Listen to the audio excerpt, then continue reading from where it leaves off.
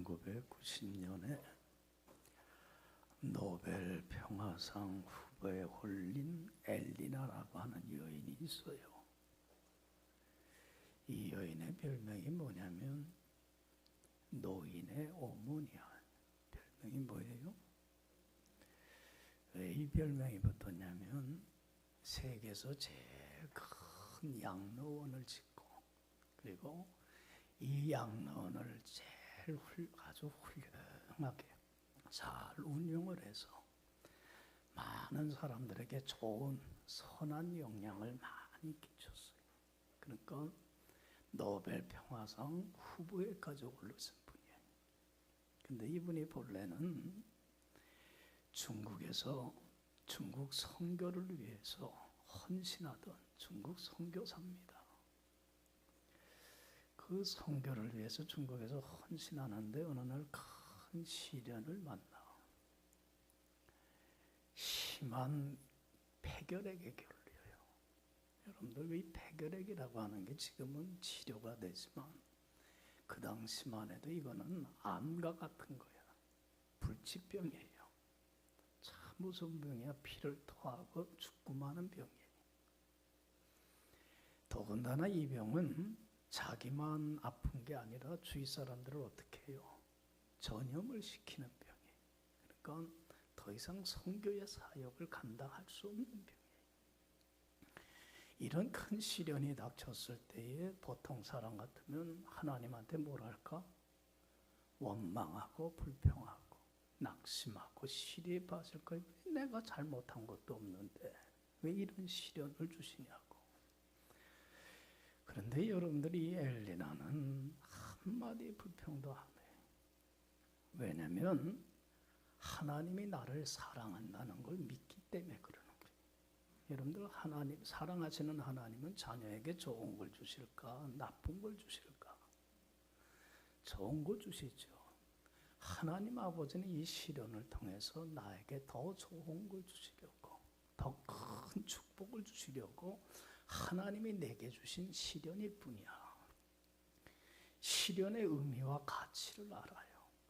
그러니까 이 시련을 통해서 하나님이 내게 주시고자 하는 계획 속에서 일어난 어려움이니까 하나님 앞에 어떻게 하게 돼? 더 가까이 나가. 그러면서 하나님께 기도하고 더 하나님 앞에 바로 살아가요. 그러면서 하나님께 물어요. 하나님, 제가 이 시련 속에서 어떤 처신을 했으면 좋겠습니까? 물어요. 그러다가 기도하는 중에 폐병이니까 더 이상 선교의 사역은 감당할 수 없으니까 본국으로 돌아와요. 그리고는 아버지로부터 그 불모지 넓은 땅을 유산으로 받았는데 거기에서 농사를 시작하래요. 그러면서 농사에서 수확한 돈을 얻은 소득을 가지고 중국 선교사뿐만 아니라 해외 나가서 선교하는 선교사들에게 선교비를 후원을 하기 시작해요.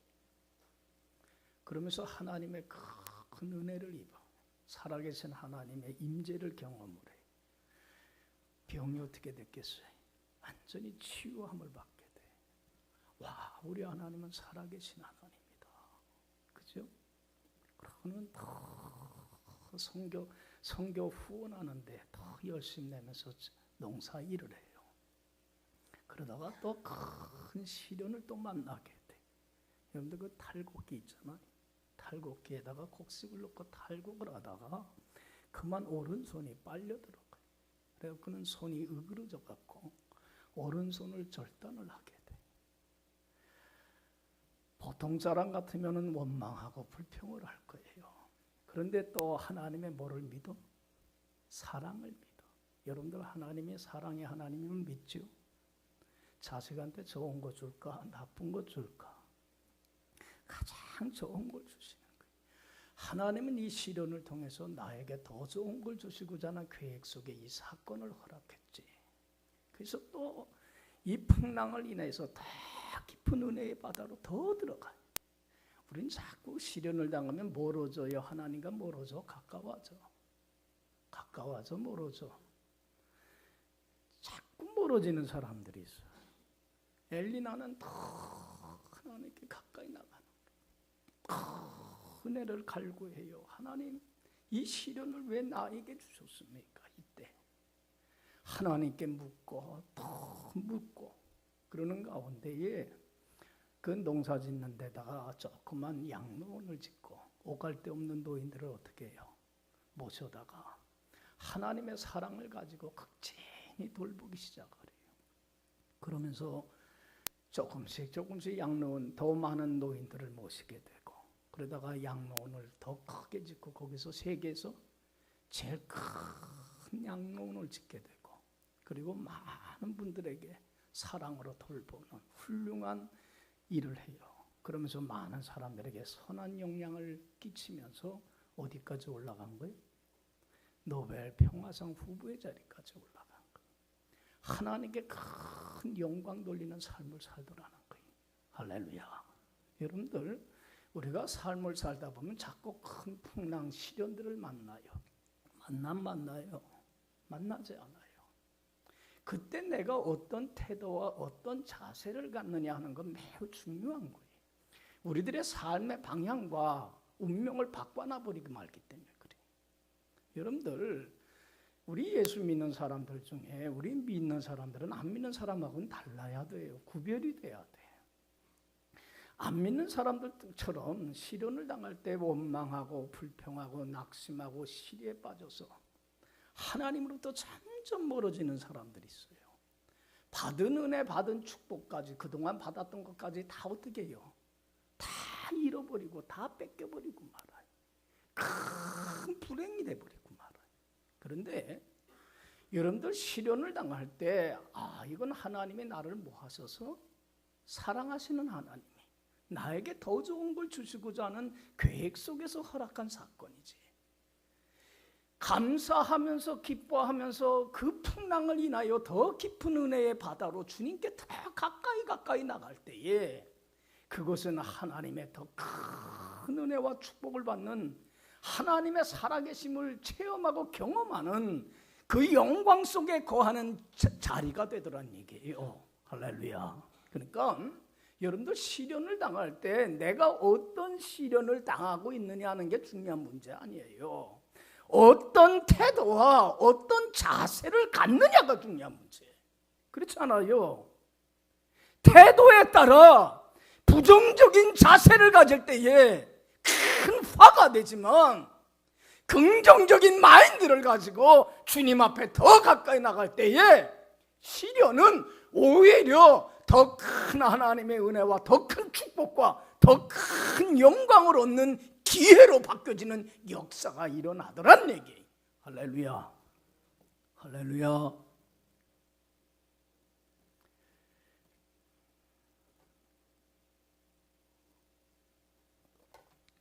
여러분들, 그래서 우리 크리스찬들은 여러 가지 어려움과 역경과 시련을 당할 때 어떤 태도를 가져야 되는가? 가장 하나님이 원하는 바람직한 자세가 뭔가를 교훈해 주는 게 오늘 본문 말씀입니다. 여러분들 이거 잘 아는 말씀이지만 항상 마음에 새기고 이 말씀을 의지해 살아가세요. 이 말씀대로 되어지는 하나님의 큰 기적적인 은혜의 역사를 여러분들도 꼭 경험하게 될 줄로 믿습니다. 자, 2절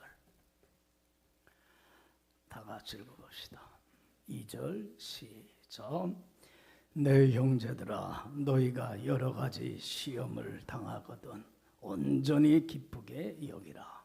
할렐루야. 여기 봐요. 내 형제들아, 믿음의 형제들아, 너희가 여러 가지 이 모양 저 모양의 많은 시련을 당할 때에 온전히 어떻게 여겨라? 기쁘게 여기라는 거예요. 따라합시다. 기쁘게 여기라. 여러분, 시련이 닥쳐올 때에 불청객을 맞이할 듯이 왜 나에게 이런 불청객이 찾아왔느냐고 원망하고 불평하고 투정 부리고 낙심하고 시리에 빠져서 달아나고 도망가고 물리치려고 하지 말고, 시련을 당할 때에 여러 가지 시련을 당할 때 어떻게 여겨라? 귀한 손님을 맞이하듯이 기쁨으로 감사함으로 즐거움으로 찬송하면서 어서 오세요 하고 맞이하라는 거야. 할렐루야. 여러분들 그렇게 할래요? 어서 오세요 하고 우리 집에 나를 찾아와 주시니 감사해요. 어떤 축복을 주시려고, 나에게 어떤 은혜를 주시려고, 나에게 어떤 영광을 주시려고 나를 찾아오셨습니까? 귀한 손님 맞듯이 환대하며 기쁨으로 즐거움으로 감사함으로 즐겁게 뛰놀며 맞이하라는 얘기예요. 할렐루야. 할렐루야. 이게 크리스찬들이 가져야 될 태도야. 안 믿는 자들하고는 달라야 돼. 똑같아서는 안 돼. 여러분들 피카소 알죠? 알아요? 몰라요? 피카소가 하루는 삶의 여유를 위해서 이것저것 혼자 여행을 다니는 중에 하루는 한 농가에 가서 하룻밤을 묵게 됐어요. 근데 그 농가 집주인들이 얼마나 사람들이 좋은지 낯선 손님을 그렇게 잘 대접을 해줘요. 너무 기분이 좋고 흐뭇해. 그리고 그 집에 유치원 정도 되는 여자 딸 여식이 있는데 얼마나 애가 귀엽고 얼마나 즐겁게 해주는지 너무 마음이 좋아. 그래서 그 여자애한테 그래서 예쁜 수건을 갖고 있길래 얘야 그거 수건 나한테 다오. 내가 여기다가 예쁜 그림 하나 그려줄게 그랬어. 그랬더니 이 아이가 놀래갖고는 울면서 엄마 저 할아버지가 내 수건에다가 그림 그린대 그래.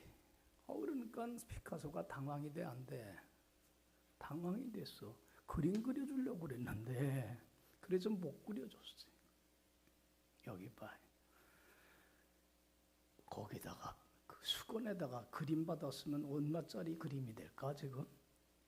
피카소 그림인데 얼마짜리야? 여러분들 그거 엄청난 거야. 그렇잖아요. 그런데 왜 얘는 그 좋은 그림을 받을 기회를 잃어버렸어? 몰라서 그래. 피카소가 누군지 몰라서 그래. 알았더라면은 하나만이 아니라 2개, 3개까지 그려달랐을 거예요. 오늘날 왜 사람들이 시련의 의미를, 시련의 가치를 몰라? 시련은 하나님이 우리에게 더 좋은 걸 주시고자, 더 큰 은혜와 축복을 주시고자 하는 기회인데 그걸 모르니까 자꾸 시련을 떨쳐내려고 그러고 밀어내려고 그러고 도망가려고 그러고 피하려고 그러고 원망하고 불평하는 거예요. 여러분 시련의 의미를 알 수 있는 여러분들이 되시길 간절히 축원합니다. 그래서 내 형제들아 여러 가지 시험을 만나거든 어떻게 여겨라? 어떻게 여겨라? 크게 기쁘게 즐겁게 여기면서 맞이하세요. 할렐루야.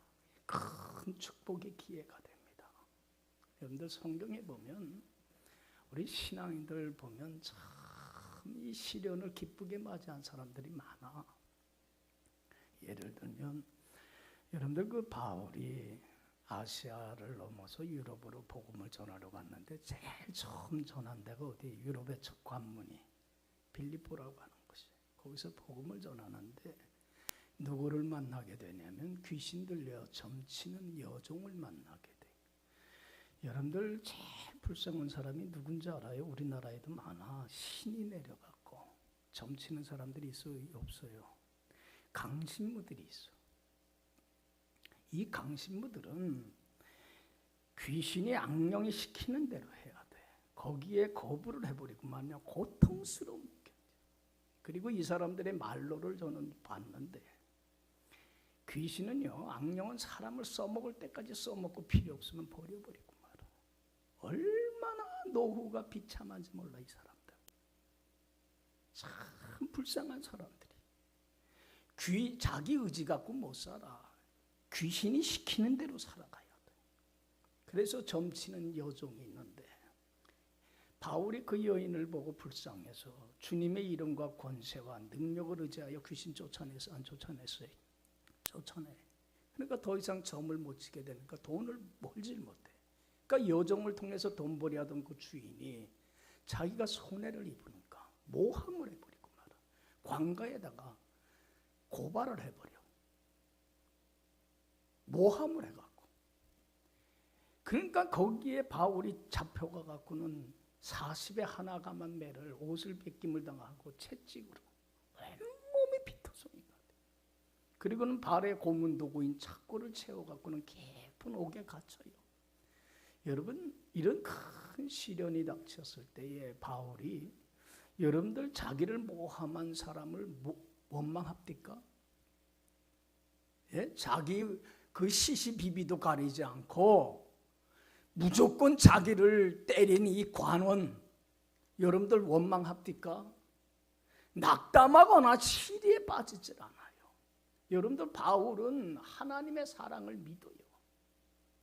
하나님이 이걸 통해서 뭘 주실 걸 믿어요? 가장 좋은 걸 주실 걸 믿어요. 그렇기 때문에 그 상황 속에서 뭐 했어요? 기도하고 찬송을 하고 감사하며 다 은혜의 바다로 들어가요. 더 하나님께 가까이 나가요. 여러분들 하나님의 큰 은혜를 경험을 하는데 기적이 나타나서 옥문이 열리게 되고 그리고는 착고가 풀림을 받게 되고 그리고는 감옥에서 나가는데 간수장이 그 기적이 일어나는 현장을 보고서는 벌벌벌 떨고 있을 때 뭐라고 그랬어요? 주 예수를 믿으라. 그러면 너와 내 집이 구원을 얻으리라. 간수장과 그 집안이 예수를 믿게 되고 유럽의 첫 교회인 빌립보 교회의 은혜의 역사가 그 사건을 통해서 일어나기 시작을 하면서 유럽이 복음화되는 빌립보 교회를 통해서 복음화되는 전초기지로 놀라운 은혜의 역사가 기적이 나타나더라는 얘기. 할렐루야. 할렐루야. 여러분들 시련은 뭘 받는 기회야? 은혜 받고 축복받는 기회예요. 믿어요? 여러분들 다윗 보세요. 저는 그 시편을 보면서 다윗의 믿음에 참 많은 감동을 받는데 다윗이 왕이 되기 전에 인생 일대의 가장 큰 시련을 겪어요. 블레셋 족속과 이스라엘 백성과 전투가 일어날 때 다윗이 골리앗 장수, 그 블레셋의 장수인 골리앗을 물리침으로 그걸 통해서 승리를 얻게 돼. 그러니까 다윗의 인기가 막 높아지다 보니까 사울왕이 뭐 하기 시작해요? 배 아파해. 사람의 이 시기질투심이라는 건 참 못된 거야. 남 잘 되는 꼴을 못 보잖아요. 그럼 배가 아파갖고는 무고한 다윗을 죽이려고 그래요. 그러니까 다윗이 도망을 가니까 3,000명의 정예 군대를 끌고서는 구석구석 쫓아오는 거예요. 사람이 사는 곳에 살 수가 없는 거예요. 조금 얼마 숨어 있으면 어떻게 알고 쫓아오는지 몰라요. 붙잡히면 어떻게 되는 거예요? 참수형당하는 거예요. 그러니까 도망다니는 신세 속에 어디 한 곳에 있지를 못해. 그래갖고 엔게디 광야로 가서 사람이 살 수 없는 그 사막에 가갖고는 굴에 숨어서 사는 거예요. 이 굴에 조금 있다가 저 굴로 가고 뭐 먹을 게 있겠어요? 환경이 좋겠어요? 제일 열악한 상황이야. 그 상황 속에서도 다윗은 자기를 무고하게 죽이려고 하는 사울왕을 미워하지도 않고 원망하지도 않고 불평하지도 않아요. 자기 처한 상황에 대하여 비관하거나 낙담하지도 않아요. 여러분 시편 57편 7절 8절 보세요. 한번 예전에 설교했던 내용인데 뭘 하기로 마음을 굳게 먹었어요? 뭐 하기로 굳게 마음 먹었어요? 시편 57편 7절 8절에서 하나님께 이렇게 기도해요. 하나님이여 내 마음이 확정되었고 내 마음이 확정되었사오니 내가 뭐하리이다? 찬송하고 내가 노래하리이다. 내 영광아 깰지어다. 비파야 수금아 깰지어다. 내가 새벽을 깨우리로다. 내가 인생에 있어서 가장 힘든 어두운 고통의 밤을 지내고 있지만 주님은 이걸 통해서 내 삶의 주인이신 주님은 이걸 통해서 더 좋은 걸 이루어주실 걸 나는 믿기에 하나님의 축복의 기회임을 알기에 감사하고 찬양함으로 이 어둠의 고통의 밤이 지나가서 해가 쨍 내리쬐는 새벽을 나는 맞이할 것이다. 할렐루야. 얼마나 적극적인 신앙인지. 오히려 그 풍랑을 인하여 더 깊은 은혜의 바다로 들어가서 하나님께 더 가까이 나가고 더 신앙생활 잘하고, 여러분들 하나님의 살아계신 임재를 느끼게 돼. 여러분들 봐요. 어려울 때에 감사하면서 더 가까이 나가면 말로만 들었던 하나님을 어떻게 하게 돼? 눈으로 직접 목격하고 경험하고 체험을 해. 여러분들 하나님은 이런 분입니다, 이런 분입니다 말로만 들으면 그 하나님은 나와 상관이 없는 하나님이에요. 아무리 제가 설교를 통해서 우리 하나님은 사랑의 하나님이시고 이런 하나님이지만 그걸 경험을 못하면 내 하나님이 돼요, 안 돼요? 그건 아무런 나와 상관이 없는 하나님이야. 여러분들 내가 경험을 해야 되고 체험을 해야 되는데, 이런 시련을 통하여서 살아계신 하나님의 영광을 목격을 하게 돼. 다윗은 거기서 큰 은혜를 경험해요. 함께 하셔서 그 어려움을 뚫고 나가게 힘을 주시는 하나님, 어려움에서 구원하시는 하나님, 힘이 되고 방패막이가 되고 보호자가 되시고 피난처가 되시고 위로가 되시는 능력의 하나님을 경험을 해요. 그리고는 그 어려운 궁지에서 벗어나게 되고 왕의 자리까지 올라가서 얼마나 큰 은혜와 영광을, 축복을 경험하는지 몰라요. 그리고는 다윗에게서 예수님이 나와서 온 인류를 구원하는 역사가 나타나더란 얘기. 할렐루야. 할렐루야. 뭐 하도록 결정을 했어요? 찬송하도록. 여러분들 이 세상에 무의미한 불필요한 일이 없어. 무가치한 일은 아무것도 없어. 내가 왜 고난을 당해야 되는지, 왜 시련을 당해야 되는지 의미를 모를 때는 그것만큼 힘든 시련이 없어. 그러나 의미를 알고 가치를 알면 그것만큼 축복이 없는 거예요. 할렐루야. 이 세상에 가치 없는 일이 어디 있어요? 의미 없는 일이 어디가 있어요? 다 하나님 아버지께서, 내 삶의 주인이신 하나님이, 내 삶을 이끌어가고 인도하시는 하나님이 나에게 더 좋은 걸 주시고자 하는 큰 계획과 커리큘럼 속에서 일어나는 사건이기 때문에 그런 거예요. 그러니까 더 큰 은혜의 축복의 기회가 되죠. 여러분들 설교 시간에 자주 얘기를 하지만 요셉 보세요.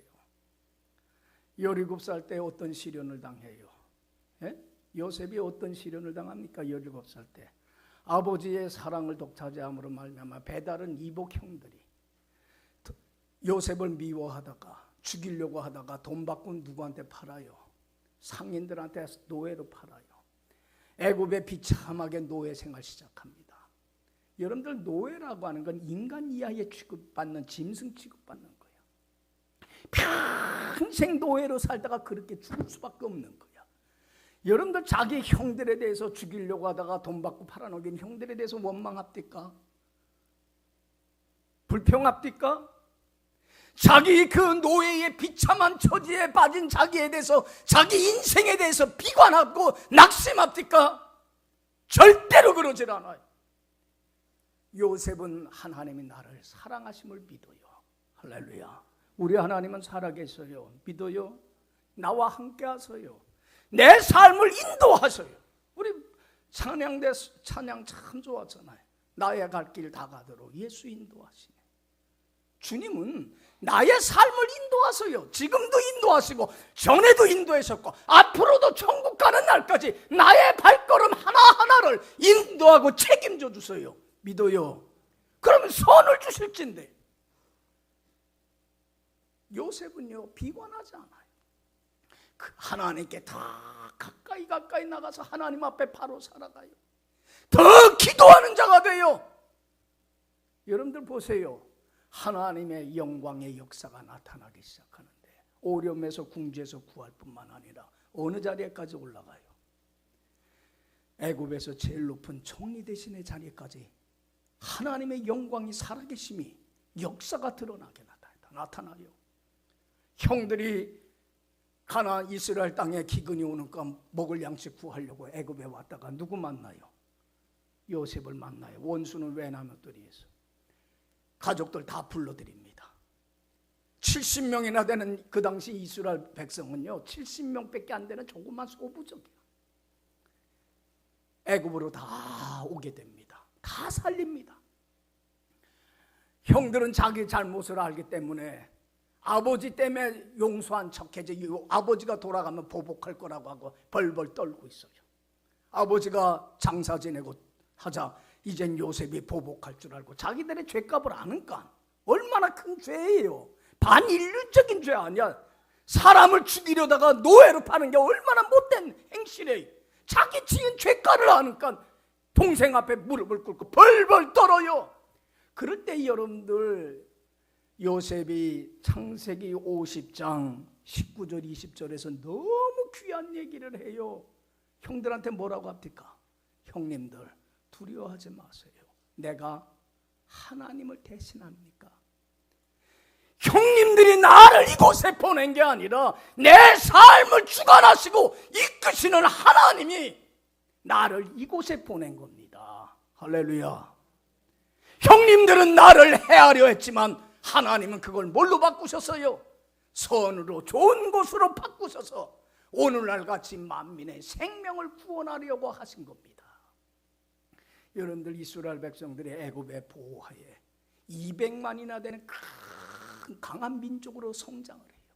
그리고는 다시 가나안 땅으로 돌아가서 온 인류를 구원하는 역사를 예수님 통해서 이루어가잖아요. 할렐루야. 이런 하나님의 큰 계획 속에 일어나는 사건일 뿐이란 얘기예요. 여러분들 오늘 주님께서 말씀해요. 내 형제들아 너희가 여러 가지 시련을 만나거든 어떻게 여기라? 어떻게 여기라? 기뻐하고 즐거워하고 감사하고 찬양하며 주님 앞에 더 가까이 나가는 여러분들 되길 간절히 축원합니다. 왜냐하면 이 믿음의 시련은 무엇을 특별히 가져오냐면 여러분들 4절 3절 4절 이게 매우 중요한 얘기입니다. 다 같이 읽어봅시다. 이는 너희 믿음의 시련이 인내를 만들어내는 줄 너희가 알미라. 인내를 온전히 이루라. 이는 너희로 온전하고 구비하여 조금 더 부족함이 없게 하려 함이라. 할렐루야. 여기 봐요.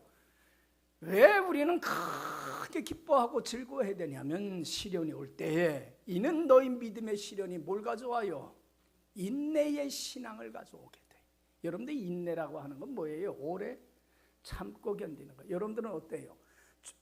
어떤 풍파와 어떤 시련이 와도 믿음이 흔들리질 않고 잘 참고 견뎌요? 아니면 조금만 시련이 와도 조금만 어려움이 와도 조금만 난관이 와도 믿음 지키지 못해서 실족하고 넘어지고 자빠지고 갈팡질팡을 해요? 여러분들은 어때요? 여러분들 참고 견디는 인내의 신앙을 갖고 있어요? 조금만 문제가 생기면 갈팡질팡하고 실족하고 넘어지고 자빠지고 어쩔 줄 몰라 해. 여러분들 여기 봐요. 하나님이 왜 시련을 주시냐면 인내의 신앙, 참고 견디는 신앙 주시려고 그러는 거예요. 여러분들 감사하고 찬양하며 살다 보면 어려울 때에 주님께 더 가까이 나가면 뭘 경험을 해요? 살아계신 하나님을 경험을 하게 돼. 체험을 해. 그러면요 배짱이 생겨. 배포가 생겨. 용기가 생겨. 야! 하나님이 이때 이렇게 지켜주셨는데 지금도 지켜주실까 안 지켜주실까? 지켜주시지. 앞으로도 지켜주시지. 이런 배포가 생기니까 어떤 시련이 오고 어떤 난관이 와도 견디어 나가는 인내의 신앙인이 되더란 얘기. 할렐루야. 할렐루야. 여러분들 하나님이 인내하는 참고 견디는 우리는 조금만 어려워도 못 살겠다. 조금만 힘들어도 갈팡질팡 믿음을 지키질 못해.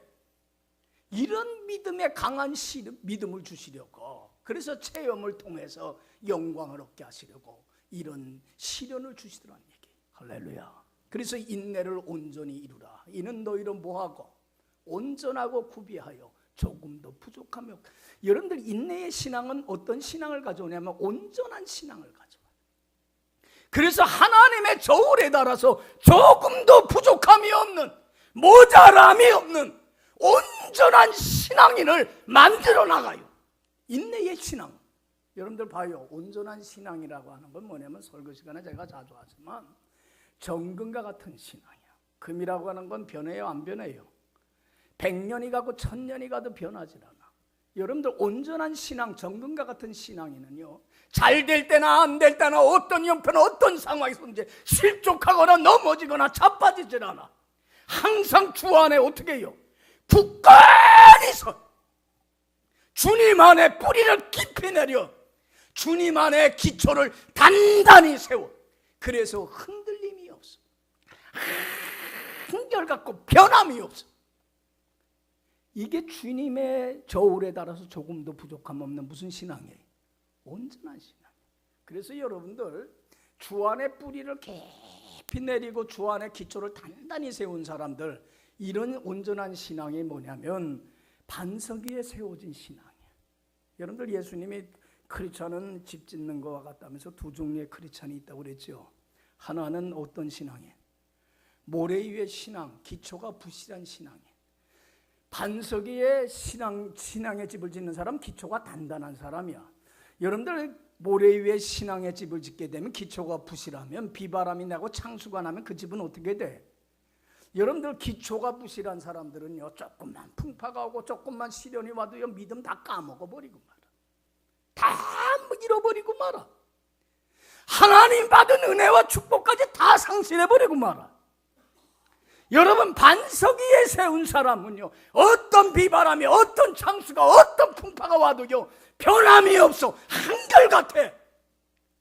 이게 온전한 신앙이고, 이러한 신앙 위에 하나님은 더 큰 은혜와 축복과 영광으로 채움받고 더 하나님이 쓰임받는 신앙인이 되더란 얘기. 할렐루야. 이런 신앙인을 만들려고 하나님이 뭐 하시는 거더라? 시련을 주시는 거더라는 얘기. 할렐루야. 하루아침에 되는 게 아니야. 여러분들 여기 봐요. 온전한 이 반석 위에 세운 신앙인들, 좀 전에도 얘기했지만 다윗이라든가 바울이라든가 요셉 같은 사람이지만 또 하나 예를 들면 다니엘을 들 수 있어요. 다니엘은 어린 나이에 나라가 바벨론 제국에 멸망당하면서 어디로 포로로 잡혀갔어요? 바벨론에서 가서 비참한 노예 생활합니다. 그런데도 여러분들 다니엘서를 읽어봐요. 다니엘은 하나님을 향하여 원망하거나 불평하고 낙심하지 않아요. 하나님께 더 가까이 나가서 신앙생활 잘해요. 그래서 관리로 발탁이 되고 종국에는 어느 자리까지 올라가요? 총리 대신의 자리까지 올라가요. 하나님의 큰 은혜를 경험합니다. 여러분들 이 다니엘은요, 부할 때나 피날 때나 어린아이 때나 노년 때나 잘 될 때나 안 될 때나 신앙생활이 한결같아. 주님의 저울에 따라서 부족함이 없는 온전한 신앙이야. 반석과 같은 신앙. 여러분들 다니엘은 그 총리 대신이 되고 나서도 하루에 몇 번씩 기도했어요. 예루살렘 성전은 찾아갈 수가 없으니까 예루살렘을 향하여 있는 성전이 있는 곳에 창문을 열어놓고 하루에 3번씩 어떻게 했어요? 무릎 꿇고 늘 기도 생활해. 하나님 앞에 경건한 삶을 살기 위해서 늘 기도해요. 변함이 없어. 한결같아. 그러니까 여러분들 봐요. 다니엘을 시기하는 무리들이 어떻게든지 모함하려고, 여러분들 이 정치권이라는 게 참 무서운 거야. 그 모략이 그렇게 술수가 많은 곳이 정치권이야.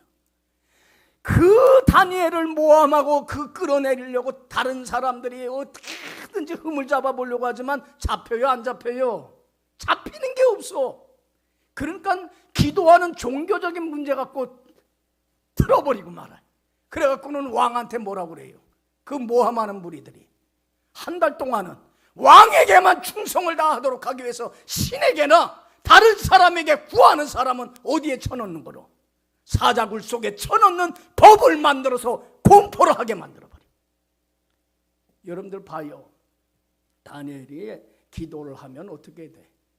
다니엘이 기도하게 되면 어떻게? 총이라도 왕의 오명을 어기니까 사자굴 속에 던짐받는 거예요.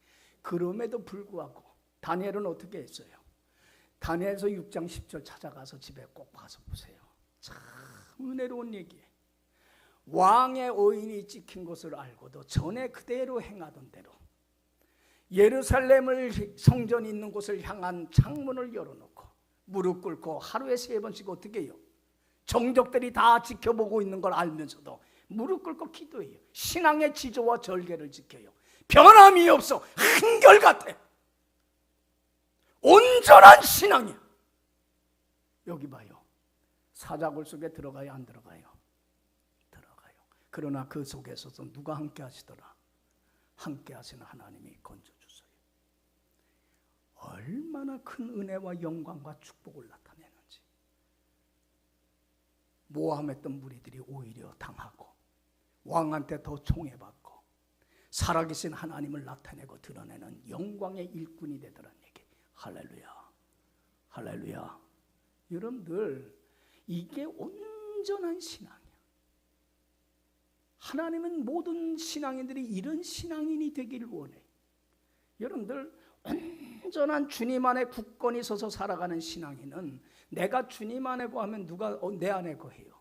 주님이 내 안에 거할 때 주님이 주시는 온갖 좋은 것들이, 믿음과 사랑과 소망과 기쁨과 평화가, 하나님이 주시는 온갖 은혜가 내 속에 차고 넘쳐서 천국과 같은 행복한 삶을 살 뿐만 아니라 사람들에게 예수 믿음이 이렇게 행복하다고 하나님 나라 확장하는 사명을 감당하고, 이런 자만이 삶을 마감하고 주님의 심판대 앞에 서는 날 영광의 생명의 면류관을 얻을 수 있는 거예요. 할렐루야. 할렐루야. 이런 축복을 주시려고 그러는 거예요. 이런 은혜를 주시려고 하는 거예요. 이런 계획 속에서 하나님은 시련을 주시더라는 거예요. 그래서 여러분들 이제 여러 가지 시련을 만나거든 어떻게 여겨라? 온전히 기쁘게 여기세요. 왜냐하면 믿음의 시련이 뭘 만들어낸 줄 우리는 알기 때문에, 인내의 신앙을 가져오는 걸 알기 때문에 그래요. 그리고 인내의 신앙을 온전히 이루어 가세요. 이는 너희로 뭐하고?